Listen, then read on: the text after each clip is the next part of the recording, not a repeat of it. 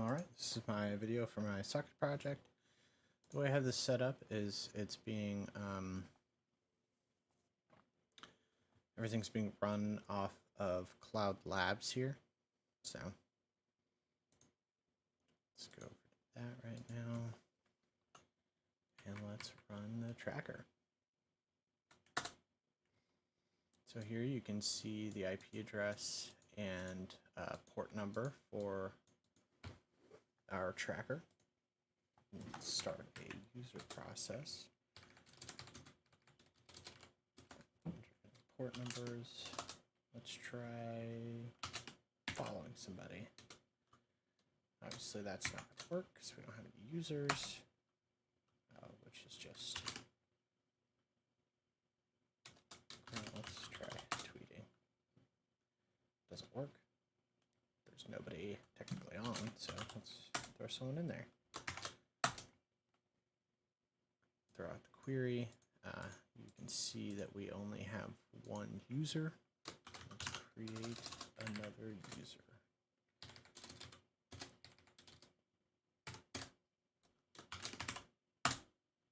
There we go.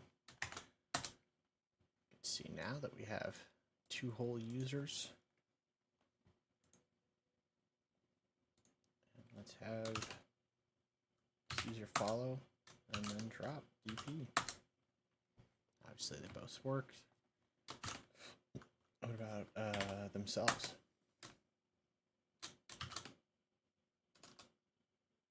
What about tweeting? Obviously they don't have any users, so it's not going to work. Let's, I think I already compiled it, I'm not sure.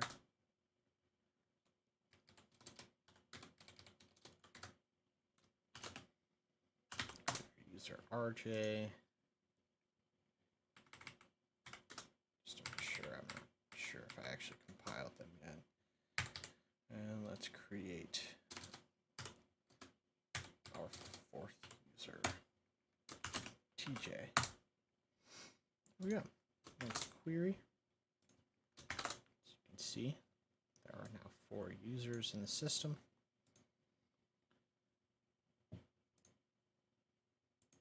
So, yeah.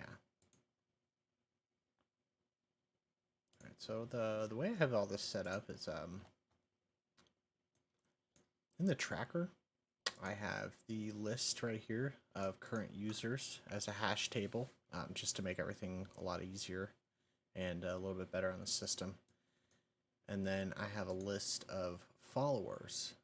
Now, the way this list works is you pass in a string value, which is going to be the person that is being followed, and that's going to return a list of people following that person. And until the person being followed wants to tweet, the users actually don't have the logic ring set up on their end quite yet. All of it's being maintained by the tracker. So then when the tracker wants to, or when a user wants to tweet, what'll happen is it'll come into this method, and depending on how many people are actually following said user, it will come down and send a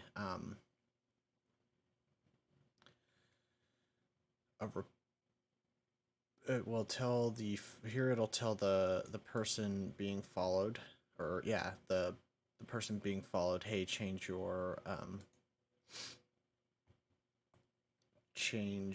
write port to the first person in that list, and then it will go through the list and tell them, hey, change your write port to the next person over. And then finally, at the end here, it will tell the final person to set their port to the first or the follower, the person being followed. So that way we create the logic ring. And once that's done, it'll set this flag here equal to true, and then it will go through and it will send the tweet itself to the follower, and then it goes around the logic ring. So I will demonstrate that. So first, let's have DP try and follow themselves.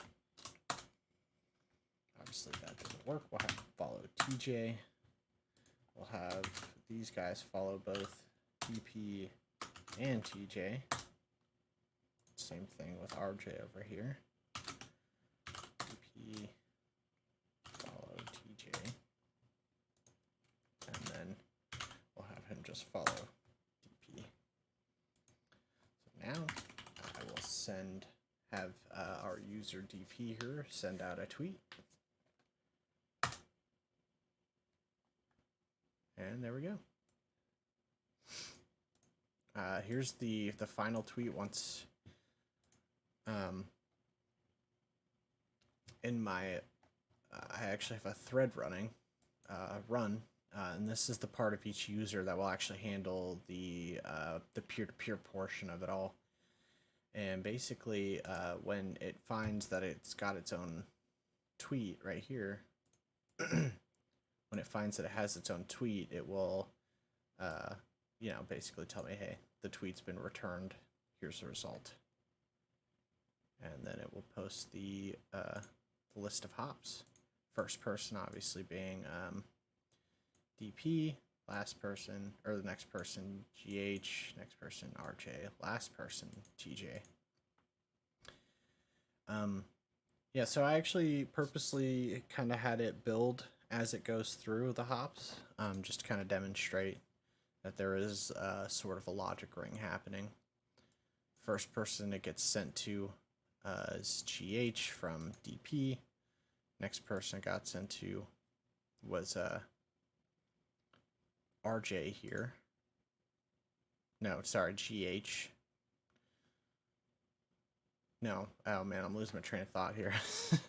First person it gets sent to is GH from DP. Next person is to RJ from GH. Next person is TJ from RJ, and then the final person over here, because it has to get back to the tweeter, is DP.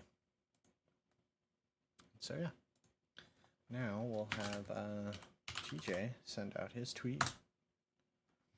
There we go. Gets returned to the sender. There's the list of people, as you can see.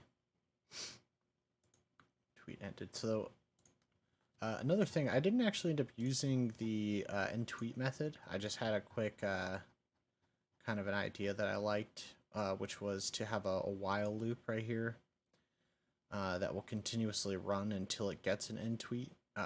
Obviously, if command is hey tweet, comes down here, has a bunch of checks. Basically, if the tweet is successful, or the setting up of the tweet is successful, it will then lock itself just to ensure that no data can get sent,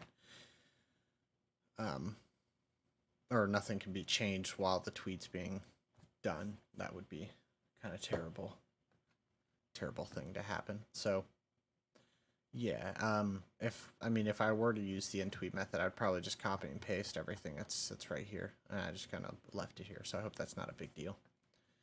But yeah, it'll sit on receive. If it receives anything, it will check what it received. If it doesn't equal end tweet, it'll just skip over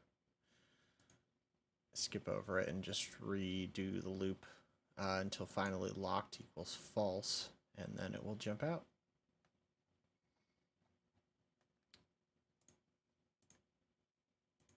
All right, so let's have our user RJ here drop DP. We'll send out a tweet from DP. You can see here that RJ did not get DP's tweet. We'll have him actually have GH send drop TJ. And we'll have both DP and TJ tweet. GH got it from DP, but he was on the list. RJ did not because he's not on the list. And his tweet, and now it is vice versa. So yeah, I think that's about it. I think I demonstrated everything, all the commands and whatnot.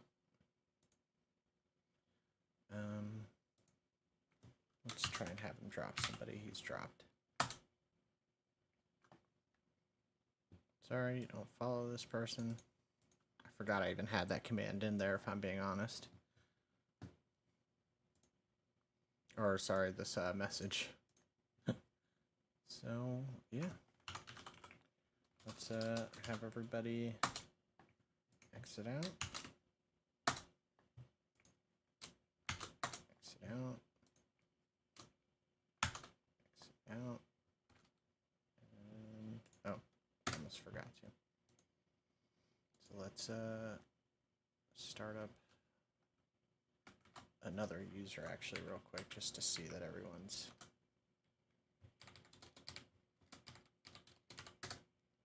query and everyone's been out of the list. There you go. Thank you.